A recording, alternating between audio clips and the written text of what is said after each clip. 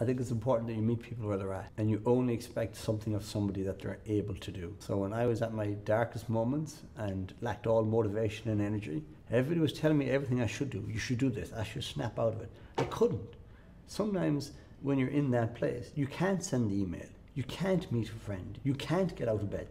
That's it. So sometimes it is about me meeting the person where they're at, without the need to change them, without the need for them to do something. So it's not always about meeting people with the answer. It's simply about holding space for people and allowing them to be where they need to be at that moment, knowing that at that moment they can't be or do anything else. The second most important moment for me that really impacts the way I coach people is when I was in therapy myself, and we'd spent so many sessions talking about my past and my traumas and my relationship with my dad and everything that was in my past that was holding me back, until my therapist, he looked at me in the eye and said, Gerry, you know, we've been around this story before. We've dedicated session after session to this. Now you got to make a choice. Are you going to stay in your past, or are you going to move forward? There's no more to be done with the past. We can't control it, we can't change it. As long as you keep going back to it, you're never going to be any different. So every time we think about our past, we fire the same neuron. When we fire the same neurons, we fire the same signal.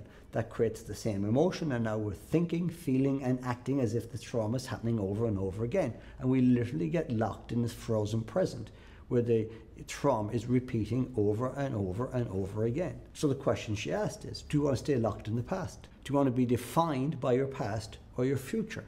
So you're exceptionally good at telling me about your past. Now tell me about your future. Because if you're going to come back to me, if we're going to sit here and work, I'm not interested in your past anymore. And I think you need to become more committed, more focused, and more dedicated to your future, not your past. So for me, when I work with clients, I care about their past. Their past is important. We need to go back and understand it and unhitch and heal. But the moment we do, we got to get out of it. And every single one of us has to make that decision at some point in our life. No matter what your past was, no matter what it contained, you have to draw a line in the sand and realize it no longer impacts me. I am making a decision to be empowered by my vision of the future, not my memory of the past. And the expression I use is a hot air balloon flies not just because of the hot air in the balloon, but because they cut the ropes that tie it to the ground. There comes a day in all of our lives where we cut that rope, our past is our past, it's done, we move on, and we create a future.